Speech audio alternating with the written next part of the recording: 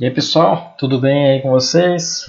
Bem, vamos lá. Na aula passada a gente falou sobre o começo, né, o cozimento do mosto.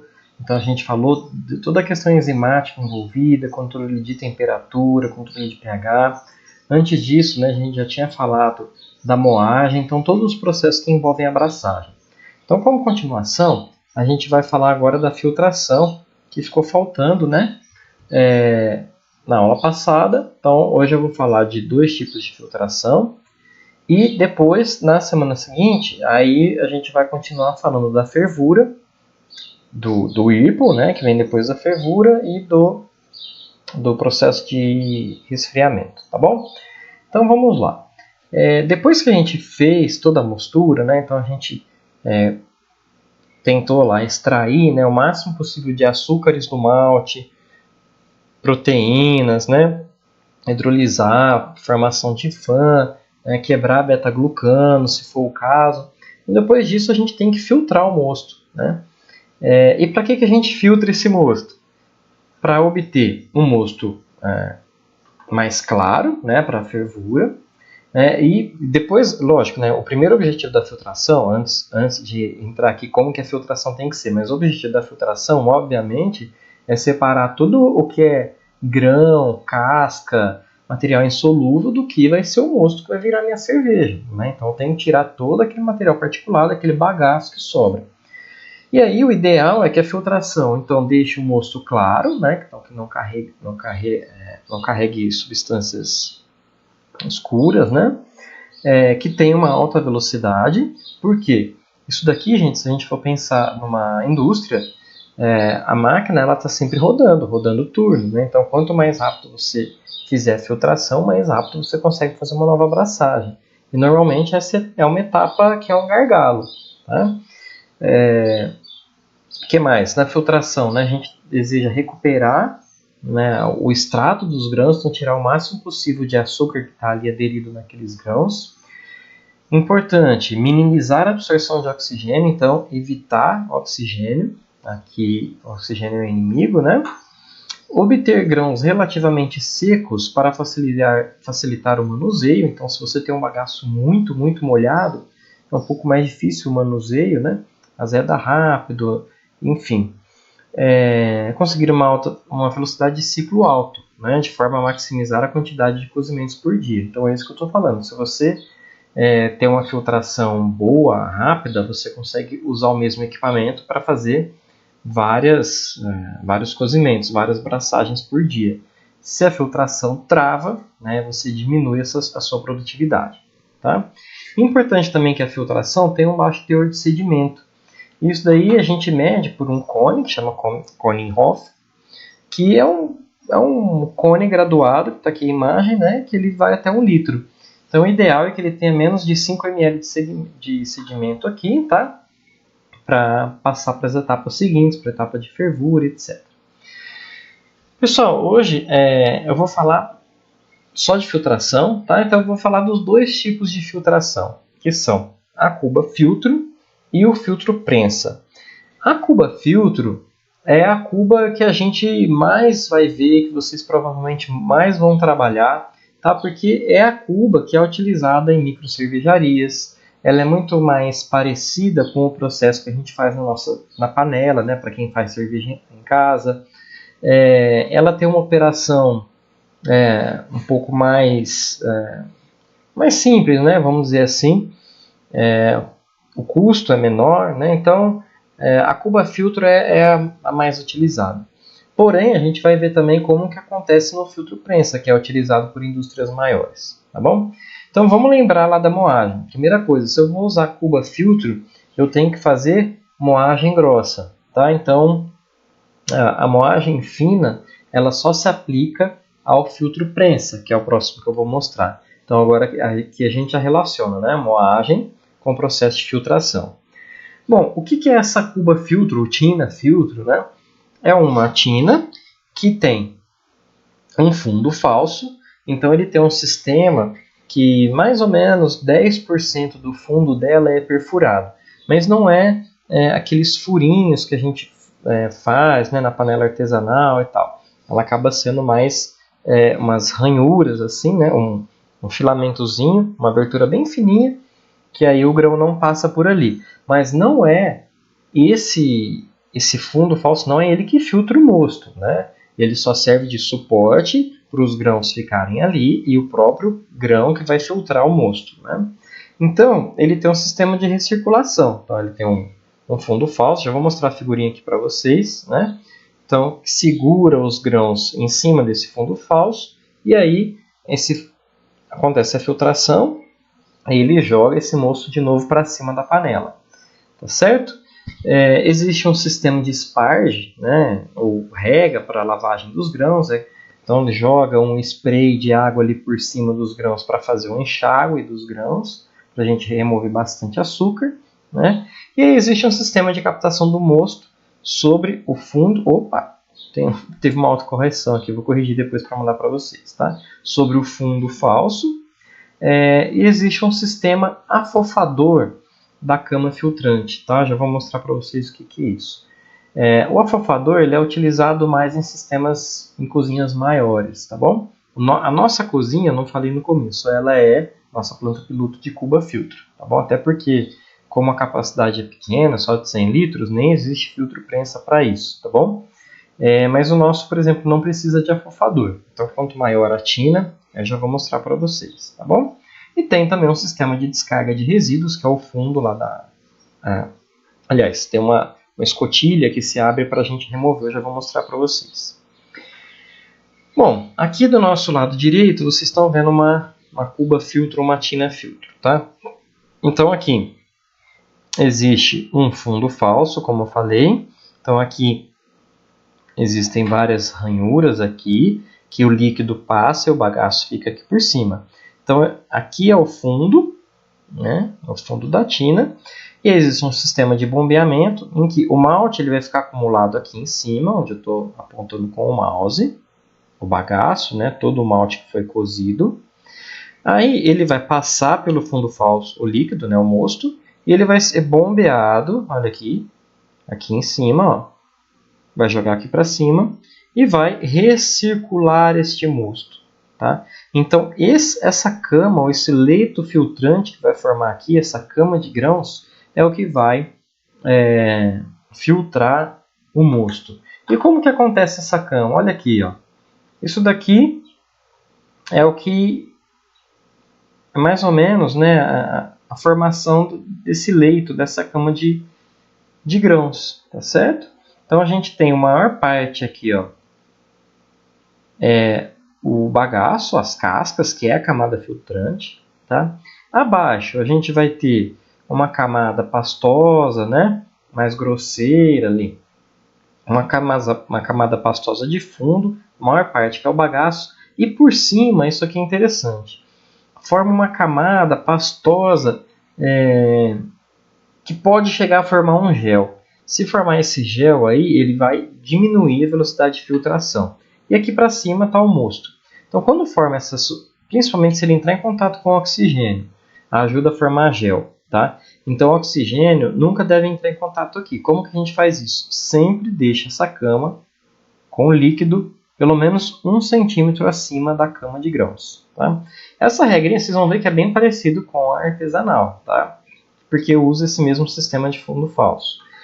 Bom, quando a gente tem um afofador de mosto, que é esse equipamento aqui, são facas em zigue-zague, que elas vão passando bem lentamente e vão fazendo ranhuras, elas vão cortando essa torta, essa cama de grãos. Isso por quê, gente? Porque aí vai permitindo uma acomodação maior, porque conforme o tempo vai passando e a diferença de pressão de cima e de baixo, vai compactando essa cama. Se fica muito compacto, diminui a velocidade de filtração, pode até parar a filtração. Então esse afofador ele vai passando, movimentando muito lentamente, porque você não deve ter turbilhonamento ali, você não quer que o que já foi filtrado saia dali, as partículas têm que permanecer ali, só que você diminui a compactação e permite uma maior velocidade de filtração, tá? É óbvio, toda vez que o afofador passa, vai arrastar um pouco mais de sedimento, né? Mas isso é normal, certo? É melhor do que parar uma filtração, por exemplo. E ele também faz o corte dessa camada de gel que pode se formar aqui em cima. Tudo bem? Essa aqui é uma panelinha, né, mais humilde, e esse daqui é um sistema de grandes indústrias. Tá? Então, olha aqui a gente tem todo um sistema de tubulação e bombas aqui embaixo, porque quando a tina de filtração é muito grande, o Lautern aqui, né, e quando vocês forem procurar no YouTube, esse processo é chamado de Lautering, tá? Lautering, que é a filtração com esse tipo de tina, de cuba filtro. Tá bom? Aqui é uma foto só do afofador de mosto, tá? Então, do afofador do bagaço. Então, vocês estão vendo que esse aqui é bem grandão, né? Existe uma diferença de espaço entre essas facas, né? Isso é tudo projetado aqui, vocês estão vendo aqui do lado esquerdo, né? Como que isso é feito. E aí existem várias regiões de dreno aqui do mosto, tá certo? Várias regiões de coleta, né? Porque aí aqui a plataforma é muito grande, né? Assim, não existe só um caminho. Enfim, esse é o sistema de filtração contínua, tá? Com cuba. Etapas. Como que a gente faz isso? Primeiro, a gente faz um acondicionamento, que é preparar a água da cuba. Ou seja, a gente tem que encher o fundo falso, né? Porque senão o primeiro mosto que eu colocar, se o fundo estiver vazio, ele vai ter contato com oxigênio, ele vai gerar compactação dos grãos, na hora que cair de uma vez ali, né? Aquele grão, aquele bagaço cozido. Então, uma série de problemas. Então a gente tem que encher com água até mais ou menos 1 centímetro acima do fundo falso. Coloquei aqui entre parênteses, atenção com a água, porque a água tem que estar numa temperatura de 76 graus, mais ou menos, porque se você diminui a temperatura de água aqui, você aumenta a viscosidade, e viscosidade é inimigo da filtração. Tá?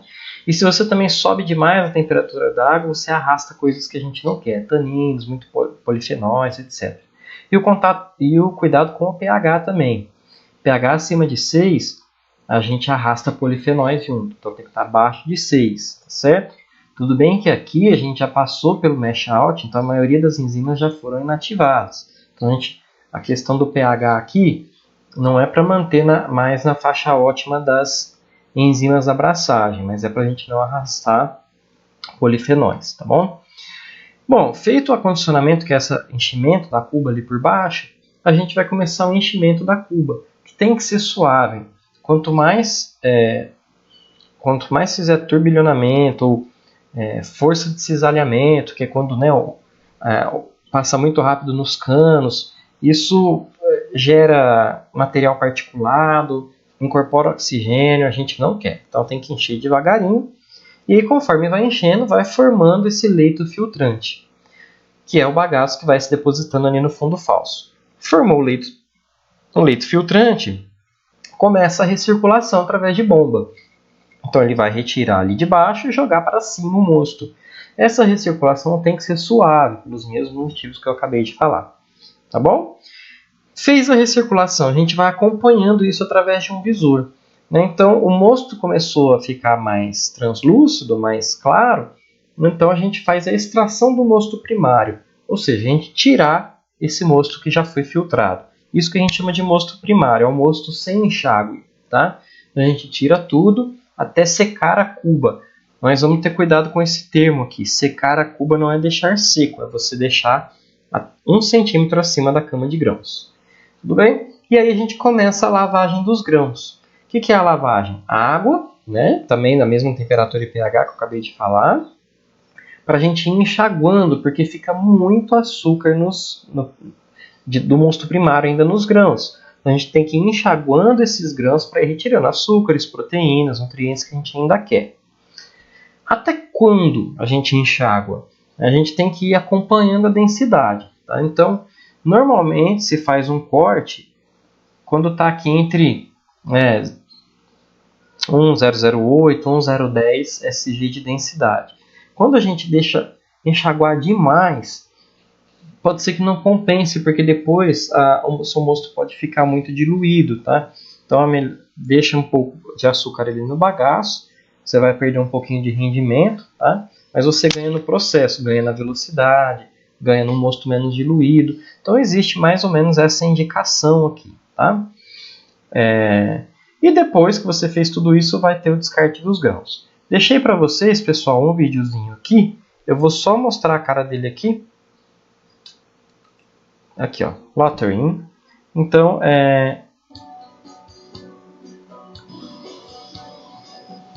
depois vocês assistam ele inteiro, tá? Eu vou adiantar um pouquinho, mas ali está mostrando a tina, está mostrando aqui o painel de controle deles. E aí ele vai mostrando aqui, ó, por onde ele vai acompanhando lá o mosto, tá certo?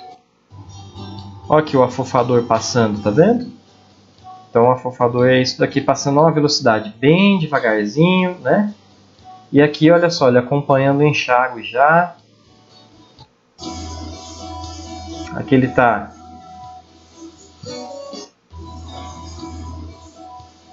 retirando o mosto primário. Eu vou adiantar um pouquinho. Olha só, fazendo o teste do cone.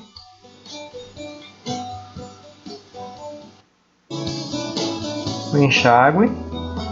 O sparge. E aqui mais para o final, retirando o bagaço. Olha como que ficou aqui a cama do bagaço. Ok? Então aí depois vocês assistam. São vídeos curtinhos, né? Vocês viram ali, 4 minutos. Mas é só para a gente adiantar um pouco o meu vídeo aqui. Depois eu vou deixar, o link está aí na apresentação. Bom, para ter um bom desempenho nesse tipo de filtração, você precisa de ter um malte de boa qualidade, porque se tiver muito beta-glucano vai atrapalhar a filtração. Uma boa moagem, então aqui a moagem é fundamental, né, gente? Porque lembra, como é o próprio grão que vai fazer essa cama, então as cascas têm que estar bem intactas, né? Tem que estar bem íntegras para fazer uma moagem, uma filtração adequada. A gente precisa de ter uma boa mosturação, porque na boa mosturação a gente quebra beta-glucano, né? A gente quebra bem os açúcares. E uma boa performance de bombeamento. Então não pode ter muita... a bomba não pode fazer muita pressão, muita força, você tem que regular isso. As curvas dos canos, né, não serem muito fechadas, cotovelo, essas coisas. É o que é importante aqui nessa etapa.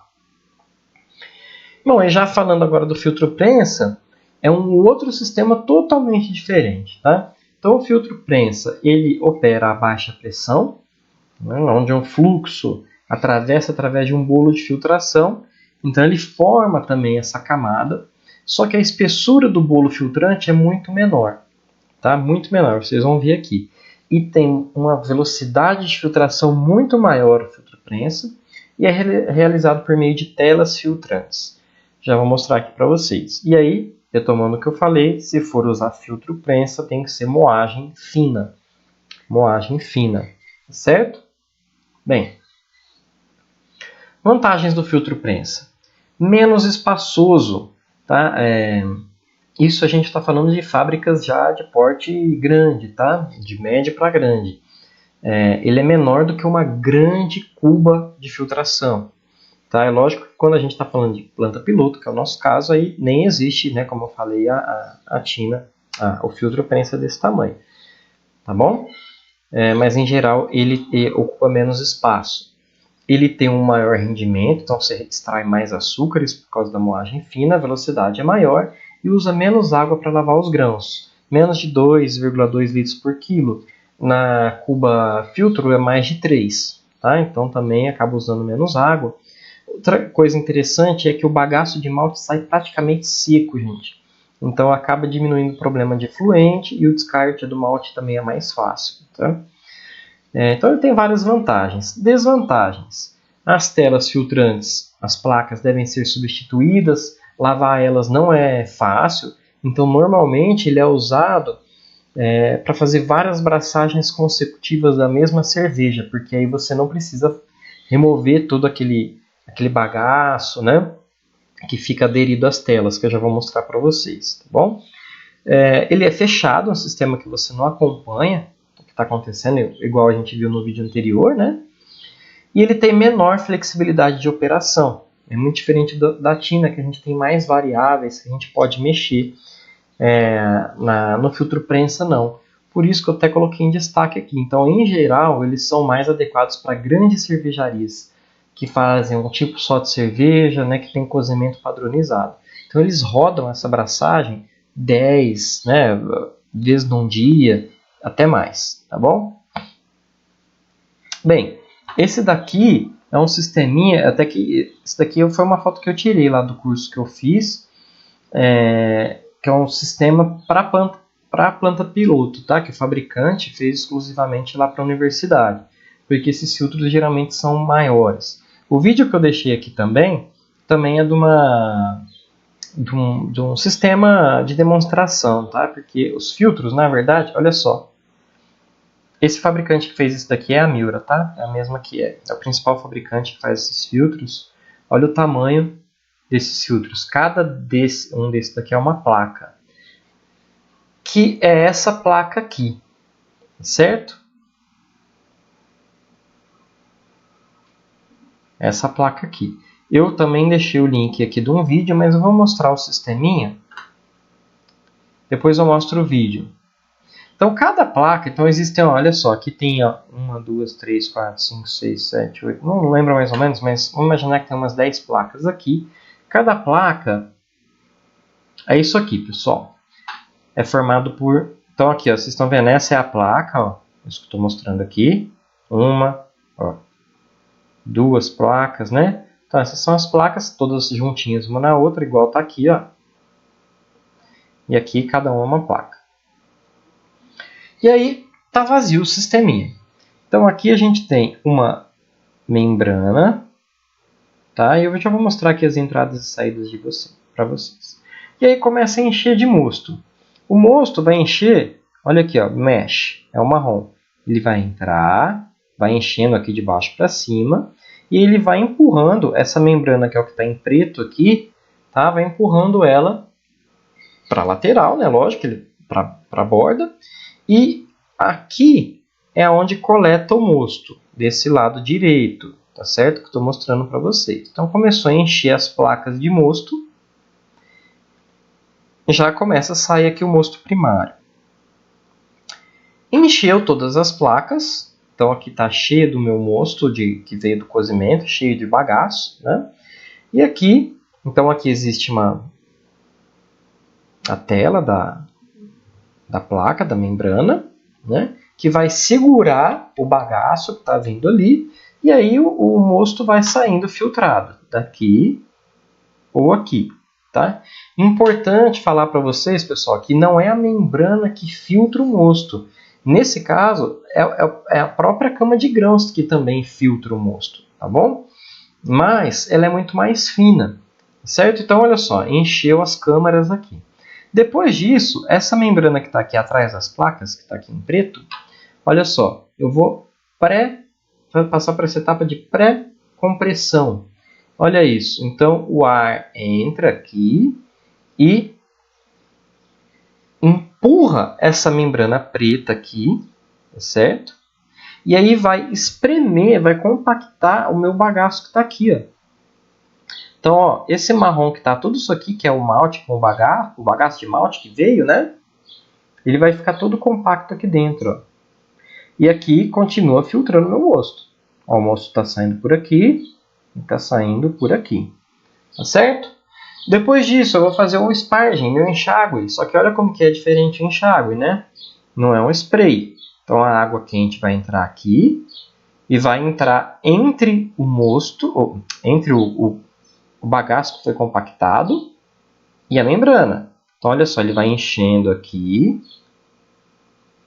e empurra de volta essa membrana que estava cheia de ar. Né? O ar que está representado aqui. Então, essa membrana que estava cheia de ar vai ficar colada de novo do lado esquerdo aqui. E aqui a água vai enxaguar o meu bagaço que está aqui. E aí o mosto vai saindo por aqui. O mosto já diluído, né? O enxágue, mosto secundário, vai saindo por aqui. E para finalizar, o que eu faço aqui? Encho de novo de ar. Então essa membrana que estava colada aqui atrás vai entrar ar novamente aqui. Olha lá, entrou ar, empurrou a membrana e aí entra com mais pressão ainda, ele espreme o bagaço de malte aqui contra a parede dessa outra membrana que tem aqui. E aí o que sai? Olha só, depois você abre as placas e vai arrancando, só fica uma torta de bagaço de malte, bem sequinha.